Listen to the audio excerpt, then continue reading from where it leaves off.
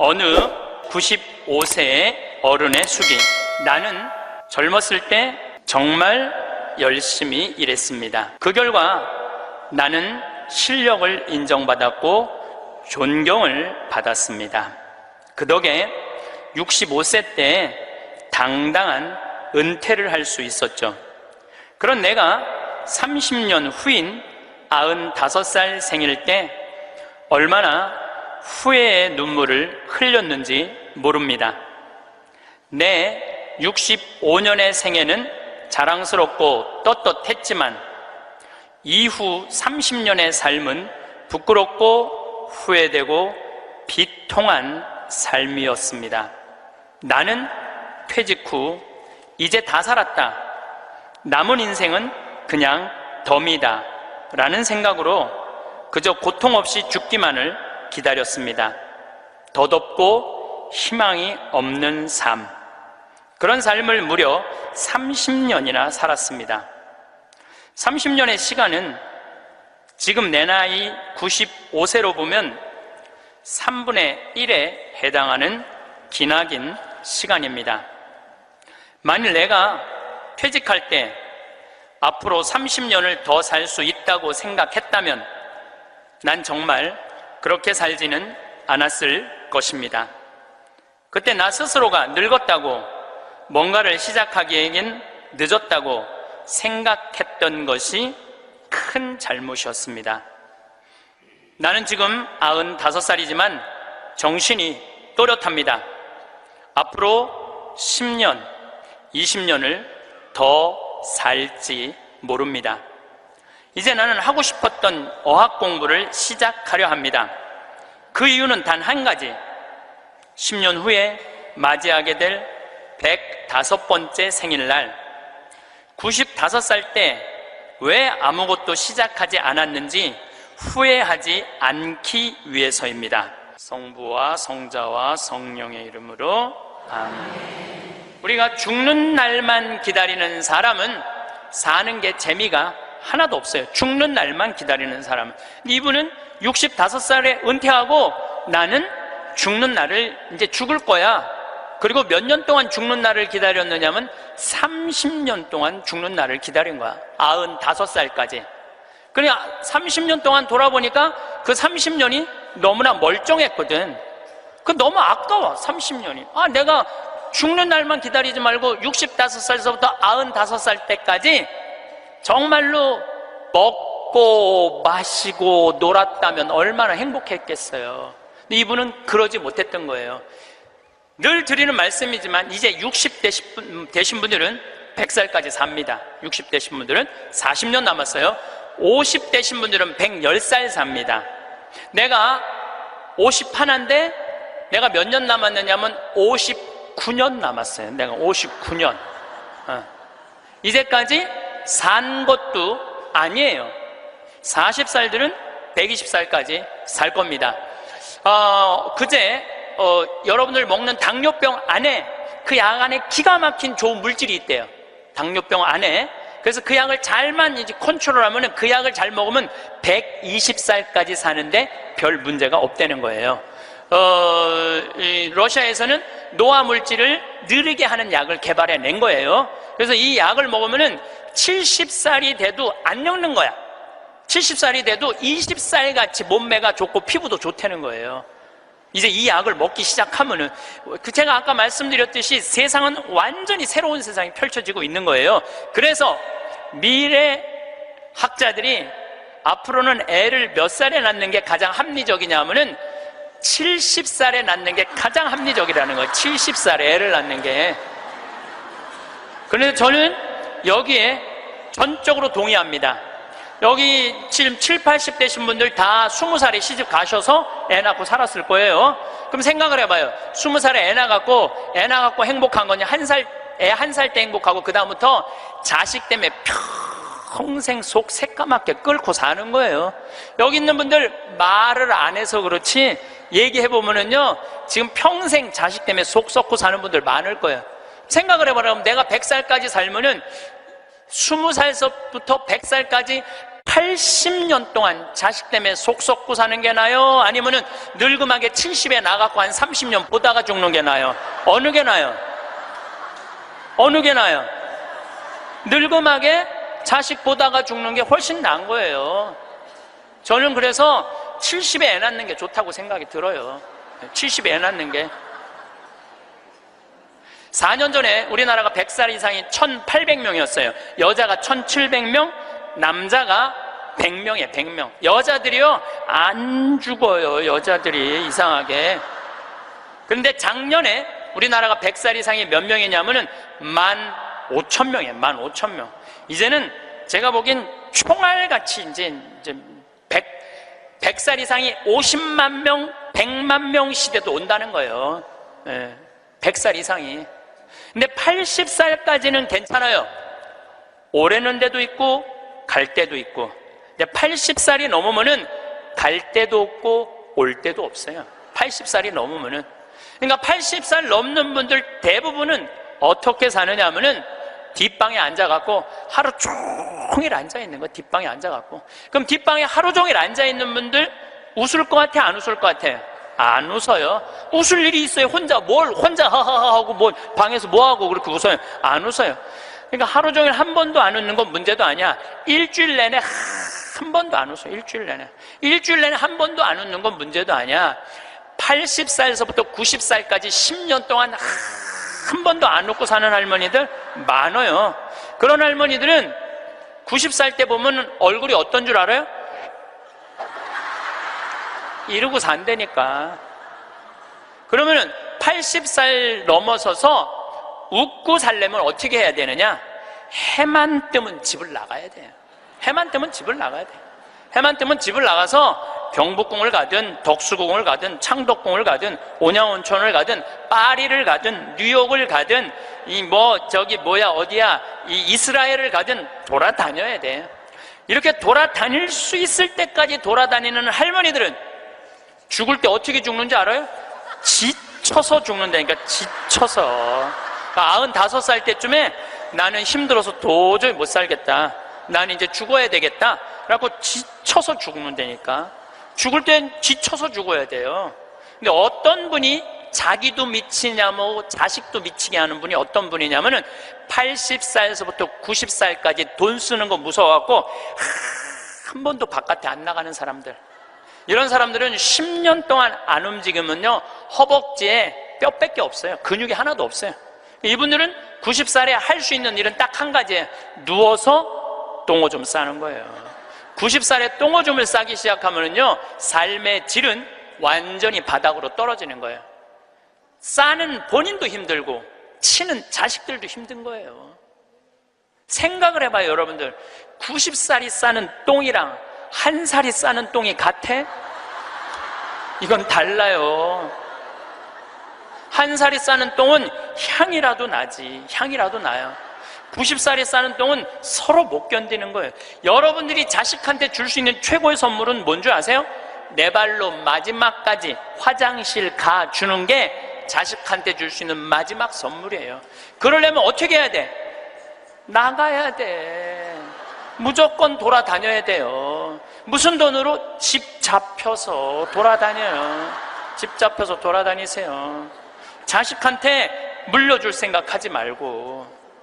여러분들이 만약에 70살에 다 살았다고 생각하고 자식들한테 재산을 물려주는 순간 여러분들은 자식 잃어버리고 재산 잃어버리고 인생 잃어버리는 거예요.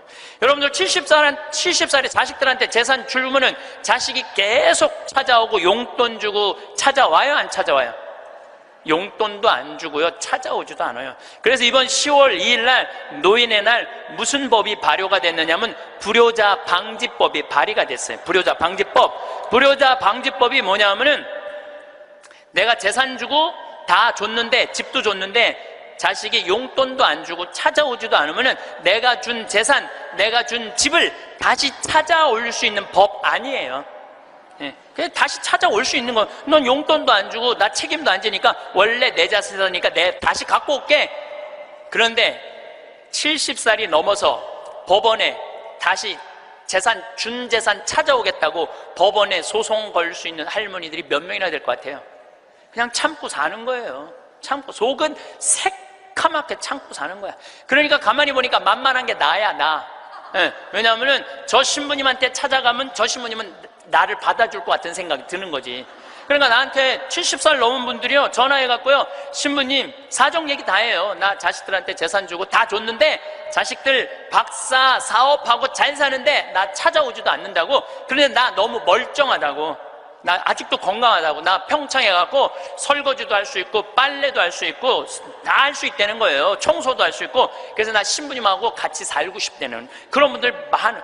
요즘 나하고 살자는 여자가 너무 많아.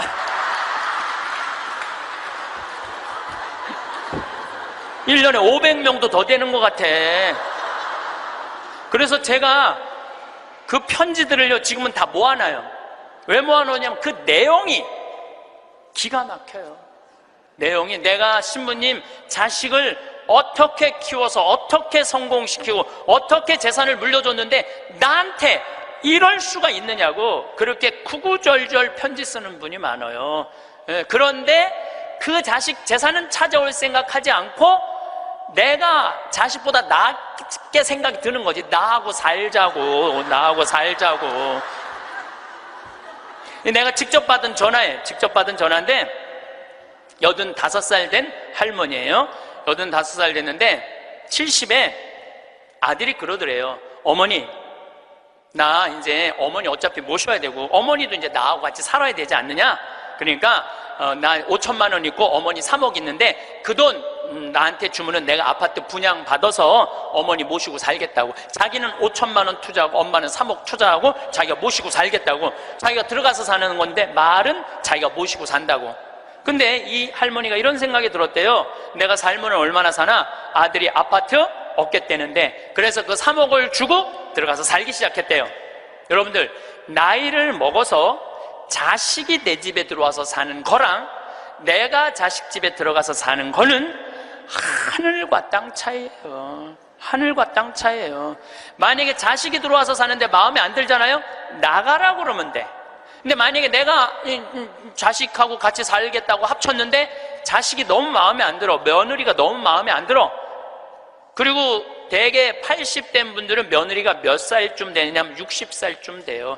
이 60살쯤 되는 며느리는 눈에 뵈는 게 없는 사람들이에요. 그럼 누가 나가야 돼? 80살짜리가 들고 나가야 돼요. 80살짜리가 나가야 돼요. 이게 현실이에요, 현실.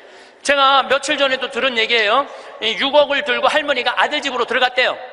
아들 집으로 6억을 들고 들어가든 60억을 들고 들어가든 그건 아무 상관이 없어요. 자식 집에 들어가서 사느냐 안 사느냐, 그게 중요한 거예요. 그런데 6억을 들고 들어갔는데 냉장고에 있는 사과도 마음대로 못 먹겠더라는 거예요. 왜냐하면 이거 혹시 며느리가 손자 주려고 갖다 놓은 거 아닌가. 그래서 전화를 했는데요. 얘야, 나 이거 먹어도 되느냐고. 왜 그러고 사느냐 이거예요. 그냥 혼자 편안하게 6억짜리면은 3억짜리 아파트 가고 3억은 은행에다 넣어놓고 한 달에 100만 원만 써도 30년을 먹고 살 수 있는데 왜 그렇게 사느냐 이거예요. 그리고 이제 여러분들의 인생의 주인공은 누구냐면 여러분들이에요. 자식이 여러분들 효도할 수 없어요. 이제는 효도는 할 수 없는 세상이에요. 제가 아주 단언을 합니다. 여러분들 효도는 할 수도 없고 받아 먹을 수도 없는 세상이에요. 생각을 해봐요. 여러분들 110살까지 산다고 생각을 해봐요. 110살 먹은 엄마가 90살 먹은 아들한테 전화해갖고 얘야, 너 왜 나 요즘 안 찾아와? 그러면은 90살 먹은 아들이 당황스러울 거예요. 엄마 아직도 안 죽은 건가? 죽었는지 안 죽었는지 지금 헷갈리는데, 가끔씩 엄마가 전화해갖고 너 왜 나 안 찾아오냐면 아들이 90살 먹은 아들이 당황스러울 것 같아요? 안 당황스러울 것 같아요? 살았는지 죽었는지도 몰라요. 90살 된 아들은. 막말로 여기 계신 분들 지금 8, 90된 어머니 하루에 몇 번 생각해요? 떨어져 살면은 일주일에 한 번도 생각 안 할 때도 많을 거예요. 일주일에 한 번도. 근데 엄마는 오로지 자식만 생각하는 거야. 왜? 자기 인생을 살 줄 몰라서 그러는 거예요. 자아실현이 뭔지 몰라서 그런 거야. 자아실현. 자기 인생을 산 사람은 자식이 있든 없든, 자식이 찾아오든 안 찾아오든 아무 상관없이 자기 인생을 살아요. 근데 자기의 삶이 없는 사람은 오로지 자식만 쳐다보고 110살 때도 90살 먹은 아들한테 너 왜 나 안 찾아와? 나 너밖에 없는데. 그럼 아들이 엄마가 지금 죽었다가 살아난 건지 살았다가 죽은 건지 이거 헷갈린다니까요, 아들이. 이제는 효도는 없는 시대, 효도는 없는 시대예요. 그러니까 이제 85된 분이 70살 때 들어가서 아들하고 살기 시작했대요. 근데 75이 돼도 안 죽고 80이 돼도 안 죽더래. 근데 나이를 먹으면 먹을수록 여러분들 돈이 더 필요해요. 돈이 더 필요해. 나이를 먹으면 먹을수록. 그래갖고 83살에 아들한테 500만 원만 달라고 그랬대요. 왜냐하면 3억을 줬으니까 500만 원을 달라고 그럴 자격이 있는 거죠. 근데 그때부터 아들이 2년 동안 말을 안 하더래요. 말을 안 하더래요. 저는 아들 편이에요. 저는 아들 편이에요. 생각을 해봐요, 여러분들. 이 아들은 엄마하고만 살아요? 60살 된 며느리하고 사는 거예요. 며느리가, 아내가 맨날 뭐라고 그럴 것 같아? 나 저 시어머니하고 사는 거 지겨워. 당신 택해. 엄마야, 나야. 맨날 그래도 모시고 살아야지 어떻게 지금 어머니 어딜 가라고 그런다고 맨날 이렇게 달래는 와중에 그런 상황도 모르고 500만 원 내놓으라 그러니까 이 아들이 엄마 쳐다보기가 싫은 거예요. 2년 동안 말을 안 하더래. 2년 동안. 여러분들 한 집에 사는데 아들이 2년 동안 나 사람 취급 안 하고 말 안 하면 그 집에서 살고 싶겠어요? 살고 싶지 않죠. 그러니까 나이를 먹으면 또 어떤 문제가 있냐면 안 보이죠? 안 들리죠? 기억력 까무락까무락거리죠? 여기 아프죠? 저기 아프죠? 그러면 그 입에서 나 행복하다, 나 기쁘다 이런 말 나올 것 같아요. 아이고 지겨워, 아이고 사는 거 힘들어 죽겠어, 차라리 죽는 게 나, 맨날 이 말 할 것 같아요. 좋은 소리도 여러 번 들으면 짜증나는데 지겹다, 죽겠다, 섭섭하다는 소리 10년 이상 들으면요 정말로 죽고 싶을 만큼 힘든 거예요. 그러니까 2년 동안 말 안 하는 거야. 이 할머니도 그 집에서 사는 게 너무 자존심이 상하는 거야. 그러니까 나한테 전화해갖고 신부님 생태마을 방 하나 달래는 거야. 와서 살겠다는 거야. 나 아직도 건강하다 이거예요. 85살이 그것도 알몸으로 와서 나하고 산다는 거야. 알몸으로. 아니 내가 20살이 나하고 와서 산다고 그래도 살까 말까 고민을 지금 해야 될 판국인데 85이 아들한테 3억 다 주고 나한테 와서 알몸으로 살겠다고. 할머니, 우리 생태마을은 피정집입니다. 그래서 할머니 드릴 방이 없습니다. 아니 내가 그 방 많은 거 아는데 왜 방이 그 많은 방이 비느냐 이거예요. 내놓으라는 거예요. 아니, 할머니 죄송하다고 우리는 피정집이라 내년 지금 10월 달까지 지금 실질적으로 거의 예약이 끝났어요. 할머니 드릴 방이 없어. 죄송해요. 그러니까 아니 방송 보면 우리 노인들 마음을 가장 잘 아는 분이 신부님인데 막상 통화해보니까 보는 거하고 다르다 이거예요. 방송 보는 거하고. 그래서 이 할머니가 마지막 전화기를 내려놓으면서 나한테 한 방을 먹이더라고. 뭐라고 그러냐면은 전화 막상 해보니까 신부님이나 내 아들이나 다를 바 하나도 없다고, 똑같다고 전화 끊는 거예요. 야, 이 할머니는 정말로 어디다 마음 둘 데가 단 한 군데도 없죠. 만약에 이 할머니가 3억을 그대로 가지고 있었다면 그 서름 안 받았을 거예요. 그 서름 안 받고 그냥 자기 인생 사는 거예요. 아들은 아들 인생 사는 거고. 그럼 서로 섭섭할 것도 없어. 원수 될 것도 없어요. 근데 뭐가 원수가 되는 줄 알아요? 줄 거 다 주고 원수가 된다니까. 줄 거 다 주고 해줄 도리 다 해고도 원수가 된다니까. 그러니까 자식한테 돈을 주는 게 아니에요. 주지 마세요. 이제 뭐하러 주세요 자신을. 울산에서 한 할아버지가 전화를 했어요. 경찰서에. 작년에 신문에서 제가 읽은 내용이에요. 나 경찰한테 이렇게 얘기한 거, 두유 2개로 10일을 버텼다. 두유 2개로. 난 지금 죽을 것 같다. 나를 좀 살려줘라. 그래서 경찰이 가서 문을 따보니까 할아버지가 뼈밖에 안 남은 거야. 10일 동안 두유 2개로 먹었으니 뭐가 물 10일 먹은 거하고 똑같잖아요. 그래갖고 이 할아버지 뭐 누구 돌볼 사람 없나 했더니 할머니가 1년 전에 돌아가신 거야. 여기 우리 할아버지들 많이 와서 앉아 계신데 여러분들 오늘 강의 다 까먹어도 좋아. 정말로 다 까먹어. 이것만 안 까먹으면 돼요. 여러분들은 무슨 일이 있어도 할머니보다 하루 먼저 죽어야 돼. 무슨 일이 있어도 누구보다 먼저 죽어? 할머니보다. 할머니 죽으려고 그러면 너 죽지 마. 나 죽기 전에 죽지 마. 예. 그리고 먼저 죽어야 돼요. 그러니까 여기 효자 열보다요 악처 하나가 낫다니까요. 효자가 하루 종일 같이 있어줘요? 같이 잠자줘요? 못하는 거예요. 악처가 같이 밥 먹어주고 같이 있는 거예요. 그러니까 여기 오늘 할아버지들은 제발 할머니들 가슴 아픈 일 하지 마세요. 그냥 마누라가 시키는 대로 하고 사세요. 머리 깎으라 그러면 가서 머리 깎고, 목욕하라면 목욕하고, 내복 추우니까 내복 입으라면 내복 입고, 내복 벗으라면 벗고, 시키는 대로 하고 사세요. 시키는 대로. 근데 이 할머니가 1년 전에 돌아가신 거예요. 어떤 금술 좋은 할머니하고 할아버지하고 한 집에 살았어요. 근데 그날 오후 따라 할머니하고 할아버지하고 목욕을 깨끗하게 했어, 둘이서. 그리고 저녁을 맛있게 차려 먹었어. 그래서 저녁에 침대에 누웠는데 할머니가 옛날 생각이 나는 거야. 할아버지를 툭툭 치면서 여보 영감, 이렇게 깨끗이 씻고 맛있게 먹고 이렇게 침대에 누우니까 우리 신혼 생각난다. 당신 생각나?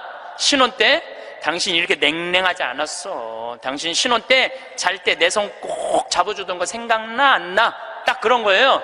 할아버지 가만히 생각해보니까 손을 잡아줘야 될 것 같은 거야. 그래서 할머니 손을 싹 잡았어요. 그랬더니 할머니가 여보 영감, 당신이 내 손 잡아주니까 너무 행복하다. 근데 당신 생각나? 당신 신혼 때 이렇게 내 손 잡는 걸로 끝내지 않았어. 당신 잘 때마다 꼭 내 볼에 뽀뽀해주던 거 생각나 안 나? 딱 그런 거예요. 생각해보니까 뽀뽀도 해줘야 될 것 같은 거야. 그래서 할아버지가 할머니 손을 쫙 잡은 상태에서 고개를 돌려서 뽀뽀를 쪽 해줬어요. 근데 할머니가 너무 여보 영감, 당신이 내 볼에 뽀뽀해주니까 나 세댁된 기분이야. 너무 행복하다. 여보 영감 너무 고마워. 근데 여보 영감, 당신 생각나? 당신 신혼 때 내 볼에 뽀뽀하는 걸로 끝내지 않았어. 당신 그 이루 내기 잘근잘근 애무해주던 거 생각나 안 나? 딱 그런 거예요. 그랬더니 그때서 할아버지가 얼굴이 울그락불그락 하면서 확 이불을 내던지고 나가버린 거예요. 그래갖고 할머니가 여보 영감 어디가? 문 열고 나가는 할아버지한테. 그랬더니 할아버지가 딱 문지방에 서서 할머니를 쫙 째려보고 이렇게 말을 했어요. 기다려, 이빨 갖고 올 테니까. 딱 그랬다는 거 아니에요. 이제 여러분들 노인들은요 부부밖에 없어요. 정말 부부가 귀하게 여겨야 되는 거예요. 그런데 이 할머니가 1년 전에 돌아가신 거예요. 딸은 하나 있는데 교통사고를 하고 인사불성이 된 거예요. 딸은 인사불성이 된 거예요. 누구 돌볼 사람 없나 했더니 이 할아버지 3층짜리 빌딩을 갖고 있었던 할아버지야. 3층짜리 빌딩을 갖고 있고 그 옆에 4평을 달아서 거기서 폐지를 모으고 살았던 거예요. 거기서 월세도 나오는데 이 할아버지는 버는 법은 배웠는데 쓰는 법을 못 배운 할아버지예요. 쓰는 법을 못 배운 할아버지. 여기 계신 분들도 많습니다. 많아요. 정말로 개처럼 벌어서 짐승같이 써야 되는데 개처럼 벌어서 개처럼 쓰는 사람들 많아요. 제대로 돈의 가치답게 쓰지 못한 분들 너무너무 많아요. 많은 경우 여러분들 폐지 줍고 다니는 분들 많죠. 할머니, 할아버지. 그런 분들 중에 대개 자식들한테 몇 천만 원, 몇 억씩 다 주고 자기는 폐지 줍고 다니는 사람들 많아요. 실질적으로. 그러시지 마세요. 내가 행복해야 돼요. 내가 행복한 게 자식 도와주는 거예요. 그래서 제가 여러분들한테 보너스 하나 꼭 하시라고, 돈 안 들고도 할 수 있는 보너스. 내년, 나중에 얘기지만은 내년 3월 25일부터 4월 20일 사이에 여기 해화동 서울대학병원에 가세요.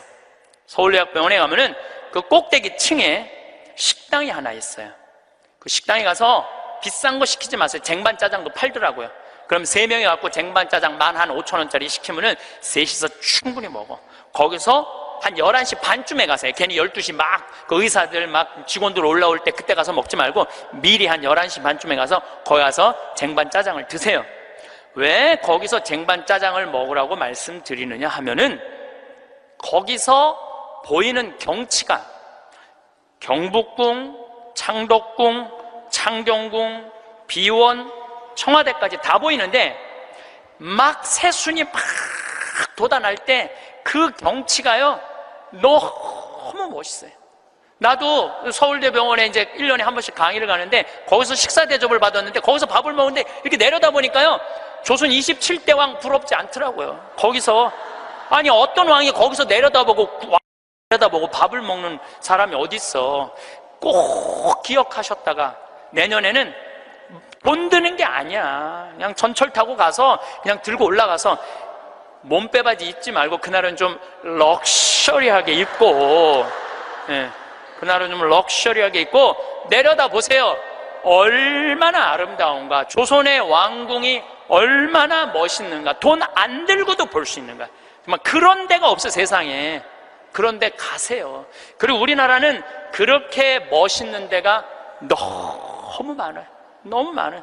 돈 많이 안 들고도 하루에 그저 5,000원, 10,000원만 들고 여기 춘천 막 벚꽃 필 때 전철 타고 춘천만 갔다 와도 얼마나 멋있어요. 나중에 하지 말고 제발 무슨 돈으로 집 잡혀서 나중에 하지 말고 제발 그렇게 좀 다녀오세요. 저는 이번에 남이섬을 2번을 갔다 왔어요. 남이섬을 2번을 갔다 왔는데 정말 멋있더라고요. 여러분들 내년 봄에 남이섬은 도시락 싸갖고 가도 되더라고. 도시락 이렇게 싸서 뭐 김밥 이렇게 싸갖고 마음 맞는 친구들이랑 갔다가 오세요. 매일 그렇게 다니세요. 그렇게 다녀봤자 하루에 뭐 5,000원, 10,000원밖에 안 돼. 신부님 그렇게 다 썼는데 그때도 안 죽으면 어떻게 해요? 걱정하지 마세요. 돈 다 썼는데도 그때도 안 죽으면 국가에서 용돈 20만 2,600원 나온다. 걱정하지 마세요. 그거 받아 쓰면 되죠. 뭘 걱정을 해요. 빚만 안 지면 돼. 근데 빚지는 것도 가만히 보면 나이 먹어서 빚지는 것도 본인이 빚지는 게 아니에요. 다 욕심 때문에 빚지는 거야. 자식 때문에 빚지는 거야. 얼마 전에도 할머니 할아버지들이 뭐 어디 해갖고 뭐 1,700억인가 다 사기로 날린 사람들, 사기만 안 당하면 돼요. 사기 당하는 이유도 여러분들이 다 욕심 때문에 당하는 거예요. 늙어서 무슨 투자를 해. 그냥 쓰다가 또 돈 떨어지면 국가에서 하면 나오면 되지. 인터넷에 이런 모임도 있대요. 쓰죽해도 있대. 쓰죽해. 쓰다가 죽자. 이런 무슨 투자를 해. 괜히 쓸데없이 조이팔한테 투자해갖고 돈 날리고 그러지 마시고 그냥 맛있는 거 먹고 경치 좋은 데 다니고 그렇게 쓰세요. 제가 10년 전에 53,000원 나올 때 여러분들한테 이렇게 얘기했어요. 앞으로 20만 원 받는 시대가 올 겁니다. 이제 20만 원 나왔죠? 제가 또 말씀드릴게요. 앞으로 10년 후에 여러분들 60만 원에서 70만 원 나와요. 왜?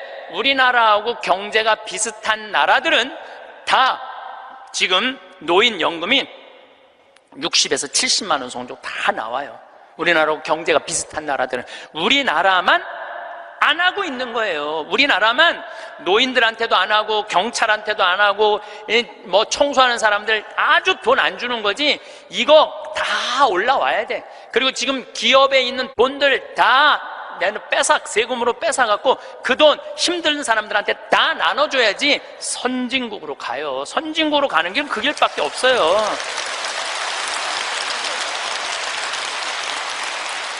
미국은 가보니까 할머니 한 분이 95살 먹은 할머니야. 이번 LA 갔는데 나한테 용돈을 $1,000를 주더라고요. 정말로 나이 많으신 분이야. 용돈을 $1,000를 100만 원을 주는 거예요. 할머니 무슨 돈이 있어? 우리 돈 많아. 그래. 내가 지금 그래서 궁금해갖고 물어봤어.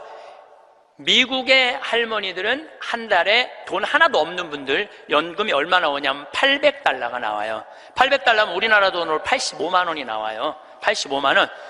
그런데 85만 원뿐만 아니라 집도 없어 이런 분들은 그러면 아파트 월세까지 다 나와요. 시골은 200달러, 도시는 300달러 하거든 월세가. 그것까지 다 나오는 거니까 한 달에 100만 원 정도가 나오는 거야.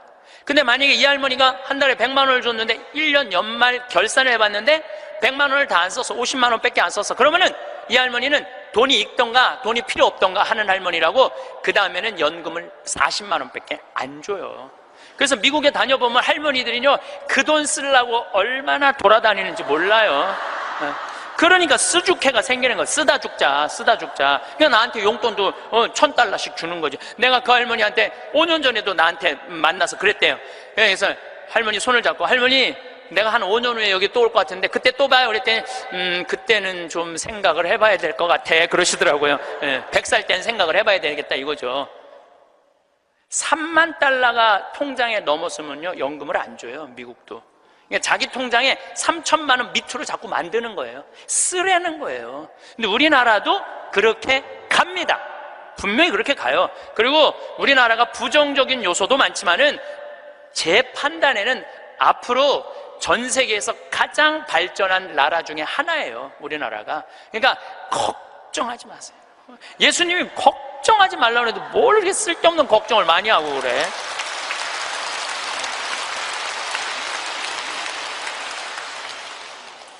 자식한테 재산 물려주지 마시고 여러분들 쓰고 싶은 거 다 쓰세요. 여행 다니고 싶은 거 여행 다니고 먹고 싶은 거 있으면 먹고 없으면은 안 쓰면 되지. 없으면 안 쓰면 돼요. 근데 있는데도 못 쓰는 사람들한테 하는 얘기예요. 있는데도 못 쓰는 못 쓰는 분들한테 하는 얘기예요. 이제는 부모 자식 사이에 효도는 없어요. 아까도 말씀드렸지만 사랑밖에 없어요. 사랑만 남는 거예요. 부모 자식이 어렸을 때 얼마나 사랑했느냐 사랑하지 않느냐에 따라서 늙어서 자식이 찾아오느냐 찾아오지 않느냐가 결정되는 거예요. 나는 우리 어머니 아버지를 참 잘 만났어요. 참 좋은 어머니 좋은 아버지. 그 중에 어머니보다는 아버지를 잘 만난 것 같아요. 아버지를 뭐 어머니도 좋지만 아버지는 그거보다 훨씬 좋아요. 훨씬. 난 어렸을 때 아버지하고 매일 미꾸라지 잡으러 다니고 메뚜기 잡으러 다니고 도토리 밤 주스러 다녔던 기억이 참 많아요. 그리고 시험만 우리는 시험 못 봤다고 혼났던 적이 한 번도 없어. 그런데 어쨌든 시험만 끝나면 아버지가 짜장면을 사서 초등학교 때 우리는 항상 나는 한 달에 한 번은 아버지하고 짜장면을 먹으러 갔어요. 내가 2년 전에 우리 형이 둘이거든요. 형들한테 이제 무슨 같이 놀면서 나 어렸을 때 아버지가 시험 끝나면 꼭 짜장면을 사줬어. 나 막내라 그렇게 사줬던 것 같아. 그랬더니 형들이 그러는 거예요. 너도 먹었냐? 우리도 시험 끝나면 꼭 먹었는데? 그러더라고요. 생각해보니까 열받더라고요. 나는 한 달에 한 번 먹고 아버지는 한 달에 3번씩이나 먹었던 거 생각을 해보니까. 그러니까 어렸을 때 미꾸라지도 어떻게 잡았느냐면은 논에 보면 웅덩이 있죠? 옆에 거기 물 다 퍼내. 아버지하고 바가지로 다 퍼내면 그 진흙 안에 미꾸라지 많아. 그럼 그거 탁 잡아다 그 잡는 그 느낌이 얼마나 좋은지 몰라요. 미꾸라지가 진흙을 딱 잡으면은 미꾸라지가 꾸물쭉꾸물쭉하고 막 생기는 거 있잖아요. 우렁도 있고 참 행복한 시절 보냈어요. 그러니까 이제 아버지를 생각하면은 참 마음이 따뜻해요. 아버지를 생각하면. 근데 중학교 3학년 때 내가 옥상에서 밤에 담배를 피고 있는데 어험 소리가 들리더라고. 어험 소리가. 고개를 돌려보니까 아버지 뒷모습이야. 아버지가 내 담배 피는 걸 보고 내려가신 거예요. 너무 미안하더라고요. 왜냐하면 나는 손찌검 한번 하신 적 없는 아버지인데 그 좋은 아버지한테 담배 피는 모습을 중학교 3학년 아들이 보였으니 얼마나 미안해요. 아버지 쳐다보기가 정말로 얼굴을 두를 수가 없었어요. 근데 아버지가 하루가 지나도 말이 없고 이틀이 지나도 말이 없는 거야. 일주일이 지났는데도 말이 없으신 거예요. 그래서 난 이렇게 생각했어요. 깜깜해서 못 보셨나 보다. 이렇게 생각을 했어요. 근데 2주일이 됐는데 2주일째 누나가 나를 부르는 거예요. 막내야. 항상 저를 막내라고 부르거든요. 우리 집에서는. 막내야, 얘기 좀 하자. 그래 얘기해. 그랬더니 너 담배 피니? 그러더라고요. 나 담배 펴. 왜냐면 그때 제가 중학교 2학년 3학년 고등학교 1학년 거의 3년을 학교를 거의 안 다녔거든요. 뭐 여러 가지 뭐 몸이 안 좋아갖고 뭐 학교 안 다니니까 할 일이 뭐가 있어. 맨날 그냥 담배나 피고 앉아 있는 거죠. 학교 다니면 담배 필 시간 없지만 학교 안 다니니까 담배 필 시간이 얼마나 많아요. 맨날 담배나 피고 있는데 너 담배 피니? 그래서 나 담배 펴. 그랬더니 아버지가 나한테 얘기하더라. 너 건강도 안 좋은데 담배 끊었으면 좋겠다고. 그러니까 우리 아버지는 아들한테 이 얘기를 하고 싶은데 직접적으로 말하면은 서로 간에 충격이 있을 것 같은 생각을 하신 거예요. 그러니까 나하고 제일 친한 누나한테 얘기를 한 거죠. 그래서 아주 정중한 나한테 부탁을 해 오신 거죠. 그때 내가 받은 아버지에 대한 감동은요, 이거는 지금도 나는 아버지가 세상에서 제일 커요. 아버지가 세상에서 제일 큰 분이에요. 내 인생에 있어서. 그러니까 지금도 한 달에 한 번 아버지를 안 보면은 내가 못 견뎌요. 보고 싶어. 막 보고 싶어요. 그래서 나는 요즘은 뭐 11월, 12월 내 시간이 하나도 없어요. 아버지 만나러 갈 시간이 없어. 그래도 내일은 내가 수원에 강의가 있거든요. 우리 집이 수원이니까 내가 아침에 나오면서 전화했어요. 아버지 같이 밥 먹자고. 그러니까 아버지하고 밥을 먹고 아버지를 쳐다보고 있으면 내가 행복해. 우리 아버지는 나이가 85살이에요. 나는 해가 가면 갈수록 아버지가 더 좋아요. 해가 가면 갈수록. 나 시간 남은 수원 가서 여자 안 만나요. 아버지 만나지. 근데 아버지가 지난 10월 달에 우리 생태마을에 오셔서 산에 가셔서 산삼을 2뿌리를 캐갖고 오셨어요. 아들 준다고, 나 준다고 2뿌리를 캐갖고 오셨어요. 그런데 그런 거조차도 나는 오랫동안 기억에 남을 거예요. 우리 아버지는 지금 산에 가갖고 바위 틈에 그 꽃을 산삼 그거를 잎을 보셔갖고 그걸 캐갖고 이 손마디보다 약간 두꺼운 걸 2개를 캐갖고 오셨는데, 지금도 나는 아버지가 90살이 되든 95살이 되든 100살이 되든 아버지를 보고 싶은 마음은 변함이 없을 거라고 생각을 해요. 아버지를 보고 싶은 마음은. 왜냐하면 너무너무 사랑하니까. 앞으로는 여러분들 앞으로 펼쳐질 세상에 여러분들 자식한테 효도해라, 나 찾아와라 이런다고 자식이 찾아올 것 같아. 지금 부모 안 찾아가는 자식이 650만 명 중에 125만 명이 부모 안 찾아가요. 추억이 있어야지. 먹고 마시고 놀았던 기억이 있어야지. 늙은 아버지하고 먹고 마시고 노는 거예요. 성서 잘 묵상해 보세요. 내가 이거 첫째 시간, 이게 6강인데 첫째 시간에 먹고 마시고 노는 일이 얼마나 중요한지 아주 잘 설명을 해놨어요. 여러분들 그걸 한번 보세요. 예수님이야말로 우리를 진정으로 사랑하는 우리 진정한 왕이야. 정말 왕이 백성이랑 먹고 마시고 놀잖아요. 그럼 백성의 속마음을 다 알아요. 백성을 위로할 수 있는 거예요. 그러니까 우리의 왕이야말로, 요즘 대림절 지내시죠? 우리의 왕이야말로 진정한 왕이에요. 우리랑 먹고 마시고 노니까. 왕이 나하고 먹고 마시고 놀면 여러분 가슴 설레지 않아요? 우리나라 지금 임금이, 우리나라 지금 대통령이 백성들하고 여러분들하고 매일 먹고 마시고 놀면서 여러분들 속사정 이해해 준다 그러면은 그 대통령한테 목숨 바칠 것 같아, 안 바칠 것 같아? 대통령이 나하고 지금 청와대에서 와갖고 여러분들하고 여기 명동에서 같이 매일 먹고 마시고 놀면 목숨 바칠 것 같아, 안 바칠 것 같아요? 바치죠? 예수님한테 왜 목숨을, 여러분 예수님한테 목숨 바치는 분들이죠? 우리의 임금이야말로 진정한 킹 오브 킹, 왕 중의 왕이다. 저는 요즘 이 먹고 마시고 노는 거 묵상하면서 예수님을 더 사랑하게 됐어요. 참 좋으신 분이에요. 해리 리버맨이라는 할아버지가 있어요. 이 할아버지는 나이가 몇 살이냐면은 104살에 돌아가셨어요. 미국, 원래는 유태인이야. 폴란드에서 너무너무 가난하게 살다가 어디로 갔느냐면은 미국으로 이민을 갔어. 가갖고 뭐 정말 일을 많이 했어. 제조업도 하고. 근데 이제 77살에 은퇴를 했어요. 돈도 많이 벌고. 그래갖고 이제 미국에도 노인정이 있어요. 매일 노인정에 가갖고 할 일이 없으니까 맨날 체스를 뒀어요. 근데 81살에 같이 체스 두던 친구가 아파갖고 안 나왔어. 안 나와갖고 하루 종일 멍 때리고 있는데 거기에 자원봉사자가 할아버지 친구 안 나왔다고 하루 종일 가만히 앉아있지 말고 옆에 화실이 있는데 그 화실에 가서 그림 좀 공부 좀 해보고 그림 좀 그려보라고 그럽니다. 그랬더니 이 할아버지가 이런 말을 해요. 나는 태어나서 지금까지 단 한 번도 붓을 잡은 적이 없다. 먹고 살기 바쁜데 무슨 붓을 그리냐. 물감이 어떻게 생겼는지도 모르고 도화지, 캔버스가 어떻게 생겼는지도 모른다. 근데 내가 무슨 그림을 그리냐. 이 81살 나이에. 그래도 할아버지 한번 가서 구경이나 해보시라고. 그래서 할아버지를 살살 꼬셔서 화실에 갔어요. 근데 이 할아버지가 화실에 가서 붓을 보고 물감을 보고 캔버스를 보는 순간 어떤 생각이 들었느냐면은 어렸을 때 폴란드의 그 아름다운 경치를 그리고 싶었던 거야.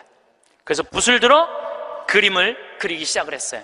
근데 이 할아버지가 색깔을 조합하고 그림을 그리는데 프랑스의 샤갈이라는 화가보다도 그림을 더 잘 그리는 거야. 그래서 이 할아버지 별명이 미국의 샤갈이에요. 그래서 이 할아버지가 뭐 배울 것도 없어. 기본적인 몇 가지만 하고부터 전시회를 했는데 101살까지 전시회를 해요. 근데 101살까지 전시회를 하는데 나이 먹으면 보통 전시회하면은 동네에서 그런 식으로 하잖아요. 근데 이 할아버지는 그런 전시회가 아니야. 그런 전시회가 아니라 어떤 전시회냐면 미국의 모든 미술관이 와서 이 할아버지 그림을 소장하고 싶어서 경매를 할 정도로 유명한 전시회를 해요. 101살 때 20일에 전시회를 할 때 기자 400명이 모였대요.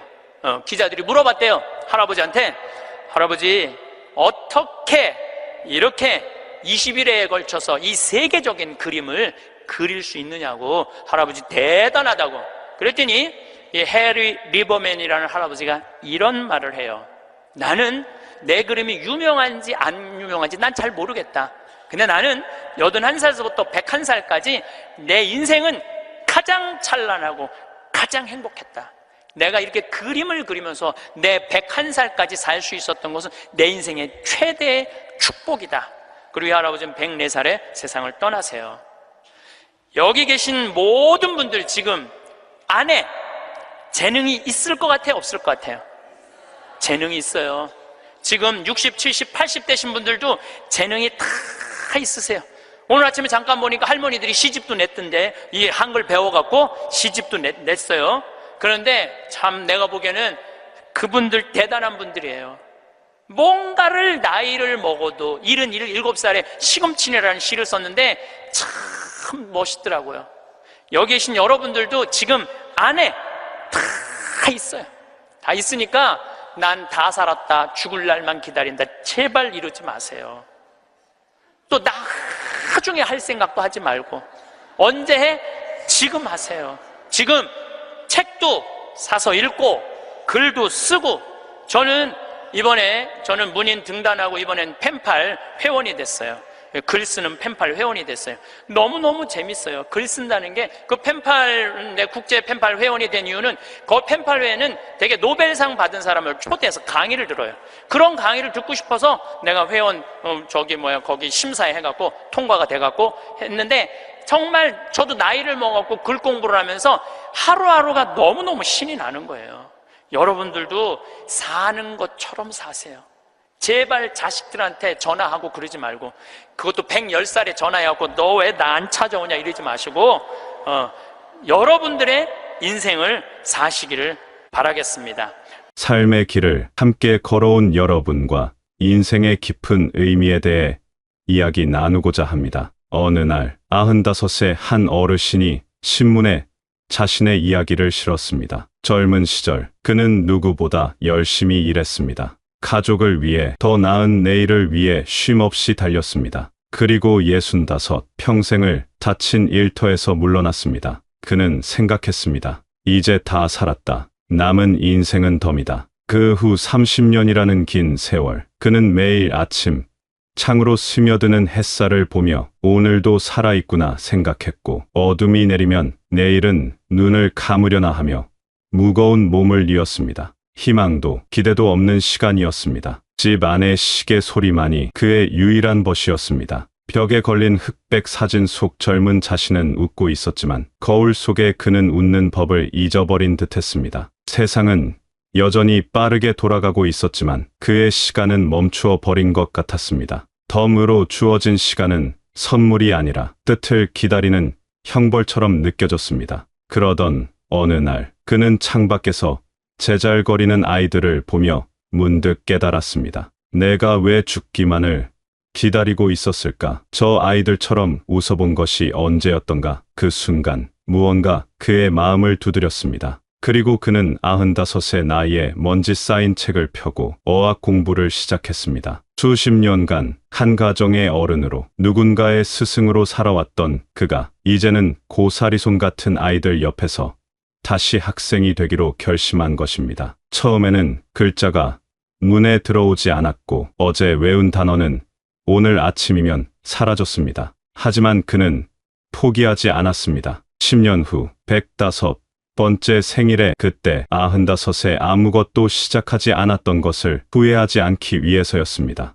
그것은 죽음 앞에서 보내는 마지막 투정이 아니라 삶을 향한 가장 뜨거운 고백이었으며 멈추었던 자신의 시간을 다시 흐르게 하려는 위대한 의지였습니다. 우리는 모두 시간의 흐름 속에 살고 있습니다. 하지만 시간의 길이는 중요하지 않습니다. 중요한 것은 그 시간을 어떻게 채워나가는가에 있습니다. 하루를 살아도 가슴 뛰는 설렘으로 채울 수 있고 10년을 살아도 공허한 한숨으로 흘려보낼 수도 있습니다. 이제 다 살았다고 생각하는 순간 우리의 영혼은 정말로 멈추어 버릴지도 모릅니다. 흐르지 않는 물이 이내 고여 생명력을 잃듯 우리의 삶도 움직이고 부딪히고 나아갈 때 비로소 생기로 가득 찹니다. 물론 젊은 시절처럼 날쌔게 움직일 수는 없을 것입니다. 무릎은 쑤시고 숨은 더 빨리 찰 것입니다. 하지만 활동이라는 것이 꼭 거창한 등산을 의미하는 것은 아닙니다.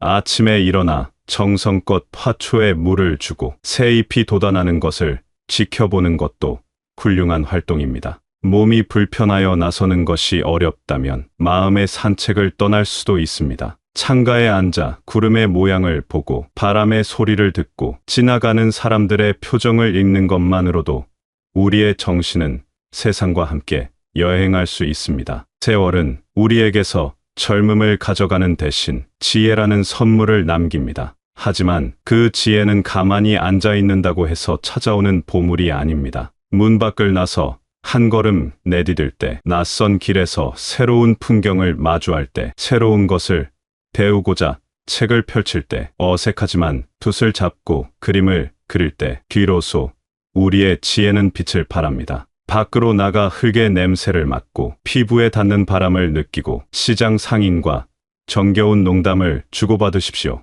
온몸이 조금 고단하여 지쳐서 잠드는 밤이 아무것도 한 일 없이 무기력하게 눈을 뜨는 아침보다 훨씬 더 값진 것입니다. 매일 걷는 산책길이라도 좋습니다. 어제 보지 못했던 작은 들꽃 한 송이를 발견하는 기쁨, 계절의 미묘한 변화를 피부로 느끼는 감각이야말로 살아있다는 생생한 증거입니다. 우리는 평생 누군가를 위해 살아왔습니다. 자식을 위해, 가정을 위해 나의 모든 것을 내어주는 삶을 당연하게 여겼습니다. 그것은 참으로 숭고한 사랑이었습니다. 하지만 이제 우리는 우리 자신을 사랑하는 법을 배워야 합니다. 자식에게 모든 것을 남김없이 물려주고 텅 빈 손으로 남는 것은 미덕이 아닙니다. 그것은 우리 자신과 자식 모두에게 보이지 않는 마음의 짐이 될 뿐입니다. 자식은 부모의 재산이 아닌 부모의 행복한 삶을 보고 배우며 자신의 길을 찾아갑니다. 진정한 베풀문 나를 비워서 주는 것이 아니라 나의 행복이 가득 차서 저절로 흘러넘치는 것입니다.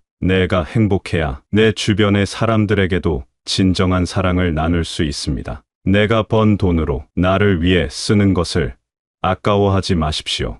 따뜻한 밥 한 끼, 향기로운 차 한 잔의 여유를 온전히 누리십시오. 돈이 많이 들지 않아도 우리는 얼마든지 행복해질 수 있습니다. 가까운 공원으로 소풍을 가고 친구와 함께 벚꽃길을 걸으며 젊은 날의 웃음을 나누는 것, 그것이 바로 살아있는 행복입니다. 내 주머니의 돈으로 손주에게 작은 과자 하나 사줄 수 있는 자유, 오랜 친구의 밥값을 말없이 계산해 줄 수 있는 여유, 그것이 바로 우리의 남은 인생을 더욱 단단하고 품위 있게 만들어줍니다. 자녀에게 손을 벌리는 부모가 아니라 자녀를 불러내어 따뜻한 밥 한 끼 사주며 나는 이렇게 즐겁게 잘 살고 있다 고 보여주는 것이 더 큰 사랑이며 그 어떤 유산보다 값진 가르침이 됩니다. 그리고 무엇보다 소중한 것은 바로 곁에 있는 사람입니다. 수십 년의 비바람을 함께 맞으며 한 그루의 나무처럼 서 있는 배우자는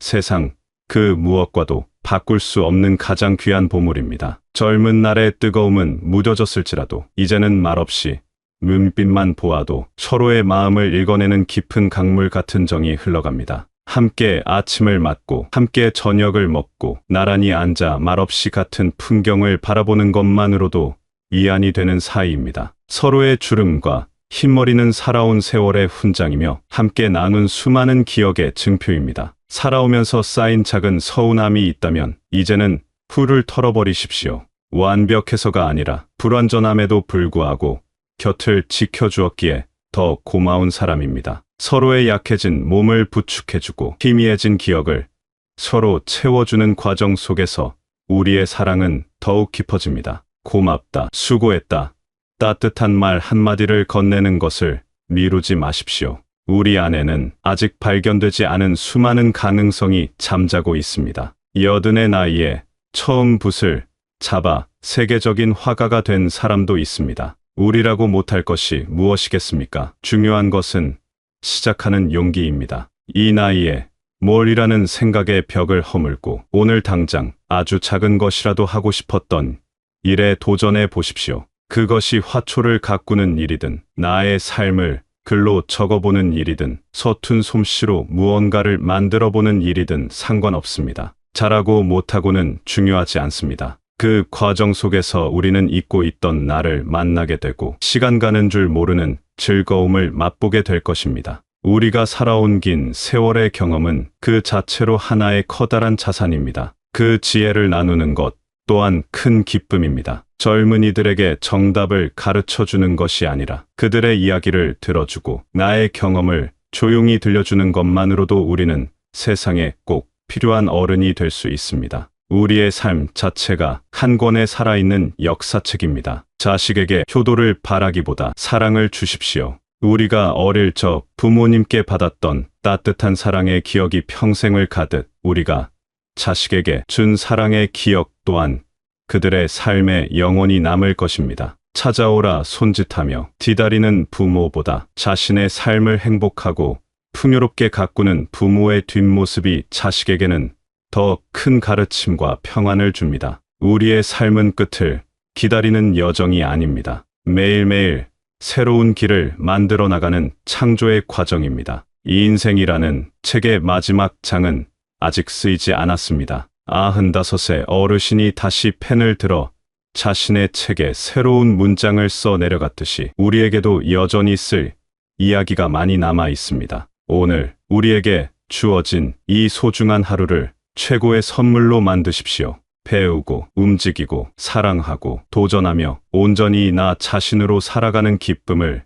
누리시기를 진심으로 바랍니다. 그렇게 하루하루가 쌓여 우리의 삶은 마지막 순간까지 아름다운 이야기로 가득한 잘 익은 가을 열매처럼 풍성해질 것입니다.